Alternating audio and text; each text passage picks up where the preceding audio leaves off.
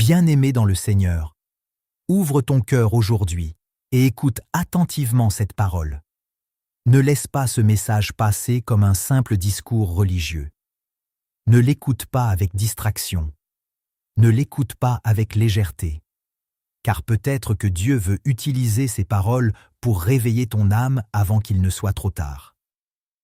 Nous vivons des temps dangereux. Les jours avancent rapidement. Le monde change à une vitesse incroyable. Les hommes bâtissent des projets, poursuivent leurs ambitions, remplissent leur vie de bruit, de divertissement et de distraction. Mais pendant ce temps, une réalité éternelle s'approche de plus en plus. Jésus-Christ revient bientôt. Oui, Jésus revient. Le roi des rois revient. Celui qui a marché sur cette terre il y a plus de 2000 ans revient dans la gloire. Celui qui a été humilié, frappé, rejeté et crucifié reviendra avec puissance et majesté. Celui que plusieurs ignorent aujourd'hui sera vu par toutes les nations. Et lorsque ce jour arrivera, il sera trop tard pour se préparer. Aujourd'hui encore, plusieurs vivent comme si cette terre était leur demeure éternelle. Les hommes cherchent l'argent plus que Dieu. Ils cherchent la gloire humaine plus que la présence du Seigneur. Ils passent des heures pour nourrir leur corps, mais abandonnent leur âme dans la famine spirituelle. Pourtant, la Bible dit clairement « Travaillez à votre salut avec crainte et tremblement. » Le salut est précieux. Le salut coûte cher. Le salut a été acheté par le sang de Jésus-Christ à la croix. Comprends ceci. Si le salut n'était pas important, Jésus n'aurait pas souffert autant pour nous sauver. Regarde la croix. Regarde le Fils de Dieu couronné d'épines. Regarde son dos déchiré par les coups. Regarde ses mains percées. Regarde son sang coulé. Regarde son amour immense pour des hommes qui l'avaient rejeté. Jésus a souffert pour sauver ton âme. Alors pourquoi jouer avec le péché? Pourquoi vivre loin de Dieu? Pourquoi aimer un monde qui passe alors que l'éternité approche? Beaucoup de personnes prennent leur vie spirituelle à la légère. Elles pensent qu'il leur reste encore beaucoup de temps. Elles disent « Je vais changer plus tard. Je vais me repentir un jour. Je vais servir Dieu plus tard. » Mais la vérité est que personne ne connaît son dernier jour. La mort ne prévient pas. Des hommes se couchent le soir sans savoir qu'ils ne verront jamais le lendemain. Des jeunes meurent, des riches meurent, des pauvres meurent, des puissants meurent, et après la mort vient le jugement. Aujourd'hui, Dieu te parle encore, parce que sa grâce est encore ouverte pour toi. Quel amour extraordinaire! Malgré les péchés des hommes, malgré leur orgueil, malgré leur rébellion, Dieu continue d'appeler. Dieu continue d'attendre. Dieu continue de tendre la main. Mais ne méprise pas la patience de Dieu, car il arrive un moment où le temps de la grâce prend fin. Au temps de Noé, les hommes vivaient dans le péché. Ils mangeaient, buvaient, se mariaient, riaient, se moquaient de l'avertissement de Dieu. Pendant des années, Noé a construit l'arche sous les regards moqueurs de la foule. Plusieurs pensaient sûrement qu'il était fou. Mais un jour, la pluie est tombée. Le ciel s'est ouvert. Le jugement est arrivé. Et lorsque la porte de l'arche s'est fermée, personne ne pouvait plus entrer. Aujourd'hui encore, plusieurs se moquent de ceux qui parlent du retour de Jésus. Plusieurs se moquent de la sainteté. Plusieurs se moquent de la consécration. Plusieurs pensent que vivre pour Dieu est une perte de temps. Mais bientôt, le ciel parlera. Et ce jour-là, l'argent ne pourra sauver personne. Les diplômes ne sauveront personne. Les relations humaines ne sauveront personne. Les positions sociales ne sauveront personne. Seul Jésus sauve.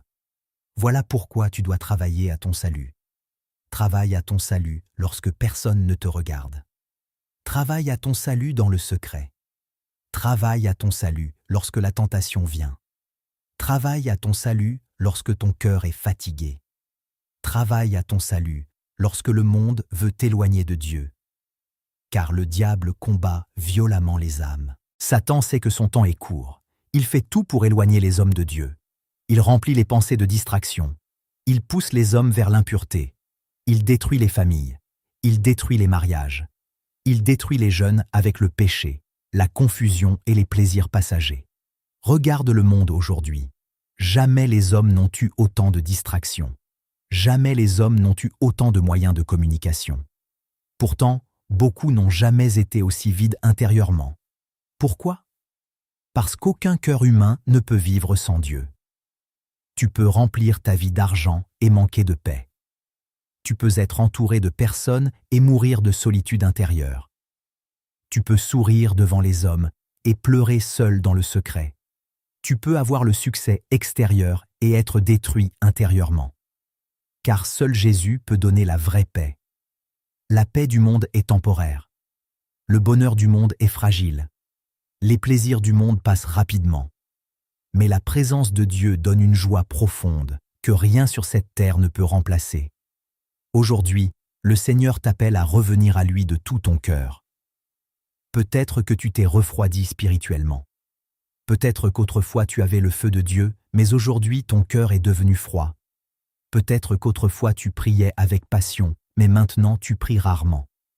Peut-être que les soucis, les blessures ou le péché ont éloigné ton âme de la présence du Seigneur. Mais écoute cette bonne nouvelle. Dieu peut restaurer ta vie. Il peut rallumer le feu spirituel. Il peut restaurer la joie du salut. Il peut briser les chaînes du péché. Il peut guérir les blessures cachées. Aucune vie n'est trop détruite pour Jésus. Regarde Marie-Madeleine. Regarde le brigand sur la croix. Regarde Pierre après son reniement. Regarde Paul qui persécutait les chrétiens. Dieu transforme les vies. Mais il faut se repentir sincèrement. La repentance n'est pas seulement des paroles. Ce n'est pas simplement dire « Seigneur, pardonne-moi », puis continuer volontairement dans le péché. La vraie repentance produit un changement. Lorsqu'un homme rencontre réellement Jésus, quelque chose change dans sa manière de vivre. Le langage change, les pensées changent, les désirs changent, les habitudes changent. Pourquoi? Parce que le Saint-Esprit commence une œuvre profonde dans le cœur. Aujourd'hui, plusieurs veulent le ciel sans abandonner le monde. Plusieurs veulent Jésus comme sauveur, mais refusent Jésus comme Seigneur. Ils veulent les bénédictions sans l'obéissance. Ils veulent les promesses sans la consécration. Mais le christianisme véritable demande une transformation. Tu dois abandonner ce qui détruit ton âme. Abandonne l'impureté. Abandonne les mensonges. Abandonne la haine. Abandonne l'orgueil. Abandonne les compromis cachés. Le péché paraît parfois petit au début, mais il détruit progressivement la communion avec Dieu. Un cœur qui joue avec le péché devient progressivement froid spirituellement. La prière disparaît. La faim de la parole disparaît. La sensibilité au Saint-Esprit disparaît. Voilà pourquoi tu dois protéger ta relation avec Dieu. Prie même lorsque tu es fatigué. Lis la parole même lorsque tu n'en as pas envie. Cherche Dieu même lorsque personne ne t'encourage. Car la vie chrétienne est un combat. Le diable veut t'endormir spirituellement. Il veut que tu sois occupé par tout sauf par l'essentiel. Il veut que ton âme soit distraite jusqu'au jour où il sera trop tard. Mais aujourd'hui, le Seigneur crie encore « Réveille-toi. Réveille-toi avant que la trompette sonne. Réveille-toi avant le retour du Seigneur. Réveille-toi avant que ton temps soit terminé. » Jésus revient chercher une église prête. Pas une église remplie de compromis. Pas une église attachée au monde. Pas une église vivant dans l'hypocrisie. Mais une église pure. Le Seigneur cherche des hommes et des femmes qui l'aiment sincèrement.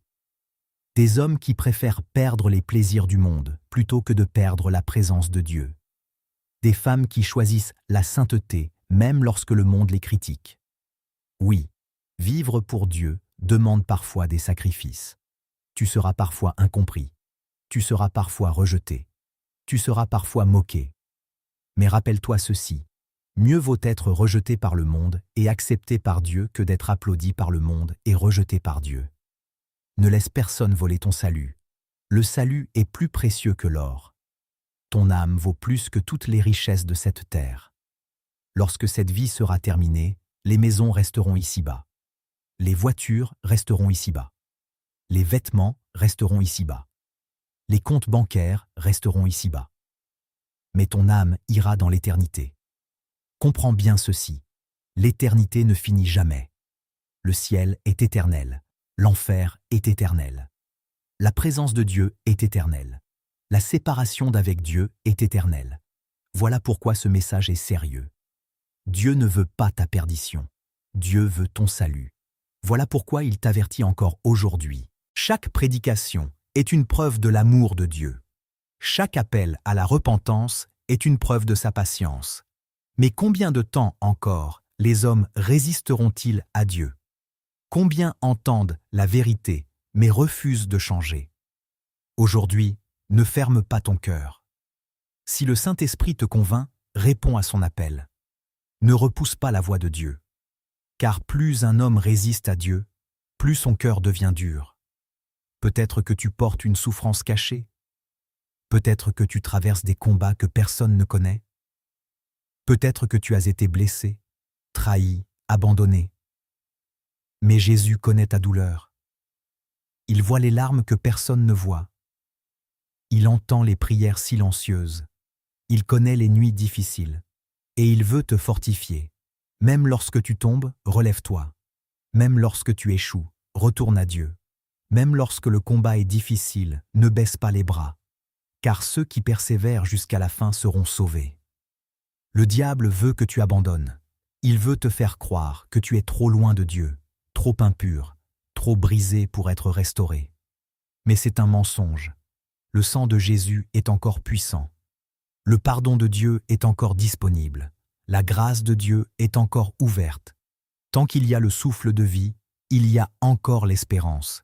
Mais ne joue pas avec la grâce. La grâce n'est pas une permission pour continuer dans le péché. La grâce est une puissance pour changer de vie. Le Saint-Esprit veut produire en toi la sainteté. Car sans sanctification, personne ne verra le Seigneur. Aujourd'hui, beaucoup parlent de succès, de prospérité, de motivation, mais peu parlent de la crainte de Dieu. Pourtant, la crainte de Dieu est le commencement de la sagesse. Craindre Dieu, ce n'est pas vivre dans la terreur. C'est respecter profondément sa parole. C'est aimer ce qu'il aime et détester ce qu'il déteste. Lorsque quelqu'un aime réellement Dieu, il ne veut plus attrister le Saint-Esprit. Il cherche à vivre dans la lumière. Il cherche à plaire au Seigneur. Il cherche à marcher dans l'obéissance. Et même lorsqu'il tombe, il ne reste pas dans le péché. Aujourd'hui, examine ta vie. Comment est ta relation avec Dieu? Quand as-tu prié avec sincérité pour la dernière fois? Quand as-tu ouvert la Bible avec faim spirituelle? Quand as-tu adoré Dieu de tout ton cœur? Plusieurs ont perdu le feu spirituel parce qu'ils ont laissé le monde entrer dans leur cœur. Attention aux distractions. Attention aux mauvaises fréquentations. Attention aux compromis cachés. Tout ce qui éloigne ton cœur de Dieu est dangereux pour ton âme. Le retour de Jésus est proche. Très proche. Peut-être plus proche que plusieurs ne l'imaginent. Le Seigneur revient pour chercher ceux qui lui appartiennent. Et quel jour glorieux ce sera pour les fidèles. Les larmes prendront fin. Les combats prendront fin. Les souffrances prendront fin. Les enfants de Dieu entreront dans une joie éternelle auprès de leur Seigneur. Mais pour ceux qui auront rejeté l'appel du salut, ce sera un jour terrible. Voilà pourquoi il faut choisir aujourd'hui. Choisis la vie. Choisis la vérité. Choisis Jésus. Le monde passe rapidement. Tout ce que tu vois autour de toi disparaîtra un jour. Mais la parole de Dieu demeure éternellement. Alors garde ta foi, garde ta consécration, garde ta communion avec Dieu. Même si plusieurs abandonnent, reste fidèle. Même si le monde se moque, reste fidèle. Même si tu dois marcher seul pendant un temps, reste fidèle. Car Jésus revient bientôt. Et lorsque le ciel s'ouvrira, lorsque la trompette sonnera, lorsque le roi des rois apparaîtra dans sa gloire, que ton cœur soit prêt, que ta lampe soit allumée, que ton âme soit pure devant Dieu, que ta vie soit attachée à Jésus-Christ. Et qu'en ce jour glorieux, tu puisses entendre cette parole merveilleuse. C'est bien, bon et fidèle serviteur. Entre dans la joie de ton Maître. Que le Seigneur te bénisse, que le Saint-Esprit te fortifie, et que ton âme demeure fidèle jusqu'au retour de Jésus-Christ.